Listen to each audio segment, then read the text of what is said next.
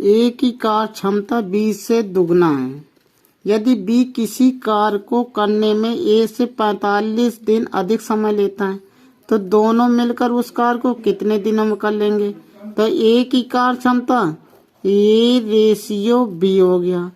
अब ये कितना दुगना है तो ये 2 रेशियो कितना हो गया, 1 हो गया, 1 हो गया। अब 2 काम करता है 1 दिन में तो 1 काम करेगा ये 2 दिन में कर लेगा, तो यानी 1 रेशियो 2 हो गया।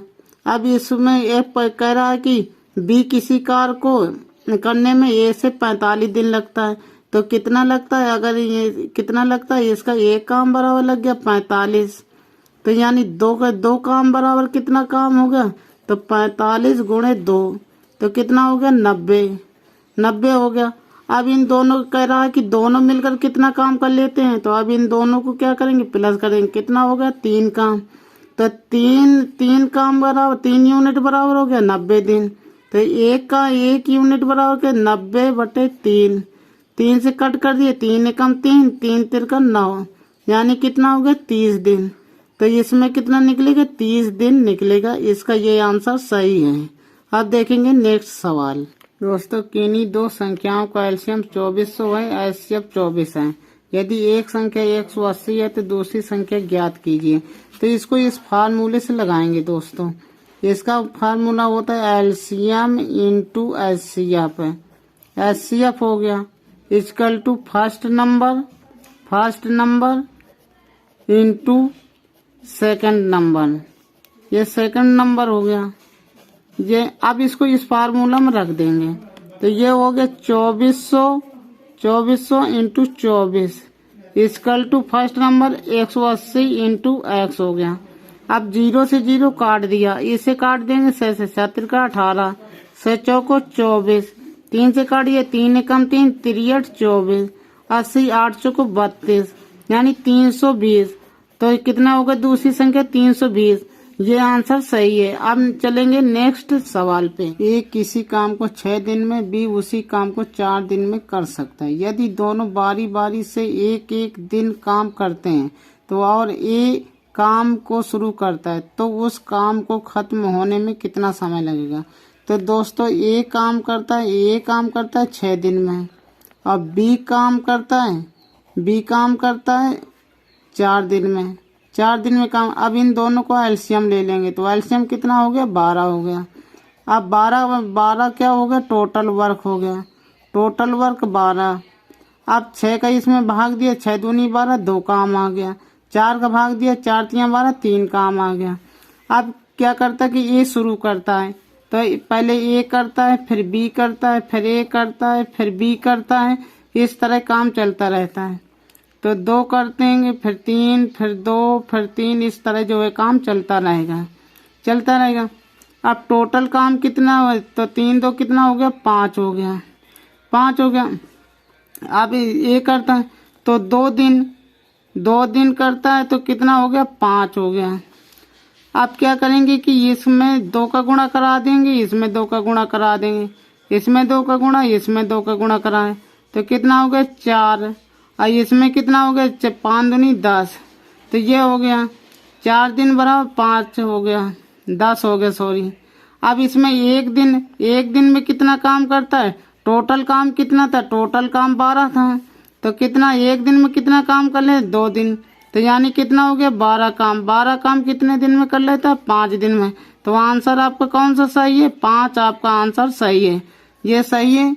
अब चलेंगे नेक्स्ट सवाल पे। तो कितना हो गया 5 दिन हो गया। अब चलेंगे नेक्स्ट सवाल पे। 20% 35% को 2 क्रमिक छूट कितने प्रतिशत के एकल छूट के बराबर है। तो दोस्तों इसका एक फार्मूला होता है, क्या formula, x + y - x × y / 100, ये एक फार्मूला होता है। इसको इस फार्मूला में रख देंगे 20 + 35 - 20 × 35 / 100 कर दिया, ये हो गया। 0 0 कट गया, अब इससे काट लेंगे, 2 एकम 2, 2 पंचे 10, 5 7 35, 7 आ गया। तो अब इनको दोनों को जोड़ दो तो कितना हो गया 5 3 2 5 -7, अब 15 में 7 गए, कितना बचा 8, यहाँ बचे 4, यानी कितना हो गया 48%। आपका 48% आंसर आ गया। अब चलेंगे नेक्स्ट सवाल पे। राशि चक्रवृद्धि ब्याज पर 5 वर्षों में दुगनी हो जाती है, ब्याज की समान दर पर वे कितने वर्षों में 8 गुनी हो जाए। तो दोस्तों ये 5 ईयर्स में कितनी हो जाती, 5 ईयर्स में दुगना हो जाती है। तो अब ये कहना है कि 8 गुनी, तो ये इसके लिख लेंगे 8 की इस तरह जो 8 लिखा है, 8 की पावर कितनी हो गई 3। अब 3 का गुणा इसमें दोस्तों करा देंगे तो कितना होगा 5 गुणे 3, तो कितना होगा 15 वर्षों में, यानी 15 वर्षों में 8 गुनी हो जाएगी। आंसर आपका ये हो गया। अब चलेंगे नेक्स्ट सवाल। 2 ट्रेन ए और बी के बीच की दूरी 100 किलोमीटर। जब वह दोनों एक दूसरे की ओर चलना शुरू करते हैं तो वे ए से 30 किलोमीटर दूरी पर मिलते हैं। दोनों ट्रेनों की गति का अनुपात बताएं। मान लो दोस्तों ये यहाँ से यहाँ तक ये दूरी है, ये ट्रेन हो गई ए और ये ट्रेन हो गई बी हो गई। अब इसकी दूरी कितनी है, ये 100 किलोमीटर है, 100 किलोमीटर है ये। अब ये ए से एक ट्रेन चलना प्रारंभ करती है तो यहाँ तक आ जाती है, तो कितना हो गई 30 किलोमीटर, 30 किलोमीटर हो गई। तो ये ए से बी तक कितनी बची, ये बच गई 100 में 30 माइनस के 70, ये 70 किलोमीटर हो गई, 70 किलोमीटर ये हो गई। अब इसका रेशियो, तो ये इसका रेशियो जैसे बताना है तो ये हो गई डिस्टेंस, डिस्टेंस का रेशियो कितना हो गया 30 रेशियो 70 हो गया, ये हो गया। स्पीड का रेशियो, जो डिस्टेंस का रेशियो होता है वही स्पीड का रेशियो होता है। स्पीड का रेशियो 30 रेशियो 70 हो गया। लेकिन टाइम का रेशियो क्या होता है, टाइम का रेशियो स्पीड के रेशियो को उल्टा होता है। तो ये टाइम का रेशियो कितना हो गया, और टाइम का बताना है तो बताना हमें किसका, स्पीड का बताना है। तो इसका अगर करेंगे तो इसका उल्टा होता है 70 रेशियो 30, क्या 0 काट दिया तो ये हो गया टाइम का रेशियो। लेकिन हमें बताना किसका, स्पीड का रेशियो, तो 0 कट गया तो ये हो गया 3 रेशियो 7। हमारा आंसर हो गया 3 रेशियो 7, ये सही है। अब चलेंगे नेक्स्ट सवाल। तो ये 5 किलोमीटर प्रति घंटा की चाल से 25 किलोमीटर चलता है और 4 किलोमीटर प्रति घंटा की चाल से 20 किलोमीटर चलता है, तो उसकी औसत गति बताएं। तो दोस्तों इसकी होती है औसत गति। औसत गति का फार्मूला होता है औसत गति बराबर कुल दूरी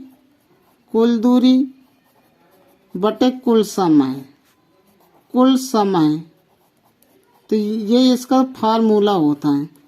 अब दोस्तों क्या करेंगे, जैसे ये 5 किलोमीटर है तो 5 के इसमें भाग दिया, तो 5 के इसमें भाग दिया तो कितना हो गया 25, यानी कितना हो गया 5 घंटे हो गया, 5 घंटे निकल आया। अब इसका इसमें भाग दिया तो कितना हो गया 4 पंचे 20, तो कितना हो गया इसका 5 घंटे, 5 घंटे इसका हो गया, 5 घंटे निकल आया। क्योंकि इसका होता है, हमारा होता है समय बराबर दूरी बटे चाल होता है, चाल, यह होता है फार्मूला। तो दूरी कितनी हमारी, दूरी है 25 बटे 5, ये चाल 25 5 आ गया। तो इस तरह जो इसको निकालेंगे। अब इसकी कुल दूरी तो 25 ये किलोमीटर ये और 20 ये, तो कितना हो गया 25 + 20, और समय कितना हो गया 5 घंटे ये 5 घंटे ये, तो 5 + 5 ये हो गया, तो कितना हो गया, इनको जोड़ दिए तो 45 बटे 10, 10 का भाग दे देंगे तो 45। अब 1 0 है तो 1 अंक के बाद दशमलव लगा देंगे, यानी कितना हो गया 4.5 घंटे। ये आपका आंसर सही है। अब चलेंगे नेक्स्ट सवाल पे। तो किसी वस्तु का अंकित मूल्य 900 रुपये है, उसे 2 क्रमागत छूट के बाद 648 रुपये में बेच दिया गया। पहली छूट में 20%, दूसरी छूट की प्रतिशत दर क्या है। तो दोस्तों इसका एक फार्मूला होता है, इसका फार्मूला होता है। तो इसका फार्मूला क्या होता है, अंकित मूल गुणे 100 माइनस डी बटे 100 गुणे 100 माइनस डी, ये D1 हो गया, ये D2 हो गया, बटे 100 ये हो गया बराबर विक्रय मूल्य। ये विक्रय मूल्य, ये फार्मूला हो गया। अब इसी फार्मूला में इसको रख देंगे, कितना हुआ 900 रुपये, 900 रुपये गुणे, अब 20% की छूट दे देता है तो 100 माइनस कितना हो गया 20% हो गया, बटे 100 गुणे कितना हो गया 100 माइनस D2 हो गया, बटे 100 हो गया, ये हो गया। अब ये 0 से 0 0 0 काट दो, इससे कट गया तो कितना आ गया 9। अब इसमें 100 में 20 घटा लिए तो कितना बचा आपका 80। अब ये हो गया हमारा कितना हो गया 100 माइनस D2 बटे 100 बराबर कितना दिया, विक्रय मूल्य कितना 648, तो ये हो गया 648 रुपये। अब इसका गुणा करा देंगे तो ना 0, इसका गुणा करा 9/72 यानी 720, ये 100 माइनस D2। अब इसका तिरिया गुणा करा देंगे इस तरह तो ये आ गया बराबर 64800, ये आ गया। अब इसका गुणा करा देंगे तो ये हो गया हमारा 720 और ये 00 माइनस 720 D2 बराबर 64800, ये आ गया।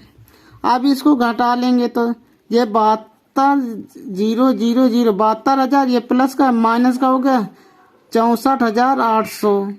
64,800 बराबर ये प्लस का इस तरफ है 720 D2, ये निकला है। अब इसको हल कर लेंगे, इसका हल कर लेंगे 0 0 10 में 8 गए 2 बचा, यहाँ बचा 11 11 में 4 गए 7, ये हो गया बराबर 720 D2 हो गया। अब इससे काट देंगे 0 0 काट गया 72 एकम 72, कितना आ गया 10%, यानी 10% की छूट हो जाएगी। आपका आंसर हो गया 10%। अब देखेंगे नेक्स्ट सवाल। दोस्तों, दो वस्तुओं का क्रय मूल्य समान है, यदि एक को 16% के लाभ पर और दूसरे को 8% की हानि पर बेच दिया, कुल लाभ या हानि प्रतिशत ज्ञात कीजिए। तो दोस्तों कितना दिया 16% लाभ पर, तो इसको लिख लेंगे पहले 16% लिख लिया। 8% की हानि पर तो माइनस ये लिख देंगे 8%। अब दोस्तों क्या करेंगे, इनको दोनों घटे, जब लाभ और हानि दिया हो तो इनको जोड़कर माइनस करके या प्लस करके बटे 2 कर देंगे। तो 16 में 8 गए 8% बटे 2। अब 2 से भाग दे लिया, 2 चौको 8, तो किस में आया प्लस का 1, तो यानी 4% क्या हो गया लाभ हो गया। अब देखेंगे नेक्स्ट सवाल। 12,000 रुपये पर 20% प्रतिवर्ष की दर पर 9 माह का त्रैमासिक रूप से संयोजित चक्रवृद्धि ब्याज कितना होगा। अब 9 माह का करा, त्रैमासिक करा, तो इसमें कितने बने 3 त्रैमासिक बन गए 3, और ये 20% एक ईयर्स में 1 ईयर में कितने त्रैमासिक होते हैं 4 त्रैमासिक होते हैं, 4 त्रैमासिक। तो ये 20% है, 20 में 4 का भाग दे दिया तो कितना बचा 4 5 20, 5%। तो ये 5/100 कर लिया हमने, 5 काट दिया, 5 एकम 5, 5 दूनी 10, तो कितना निकला 1/20 निकला। अब इसमें चक्रवृद्धि ब्याज करा तो मूलधन आपका ये होता है, इसमें 1 जोड़ दिया तो कितना हो गया, ये चक्रवृद्धि ब्याज निकला है तो 21/20 हो गया। अब इसको लिख देंगे तो ये हो गया 20 और ये हो गया 21। अब कह रहा 3 मंथ है, 3 मंथ में तो इसमें पावर 3 लगा देंगे, 20 मूलधन में 3 लगा देंगे। अब ये कितना बन गया 8,000, और इसका कितना हो गया 9261। अब इसका ब्याज निकालेंगे, ब्याज कितना हो गया, इसका ब्याज हो गया 61, 2 और 9 में 8 गए 1, 1261 रुपये, ये चक्रवृद्धि ब्याज हो गया।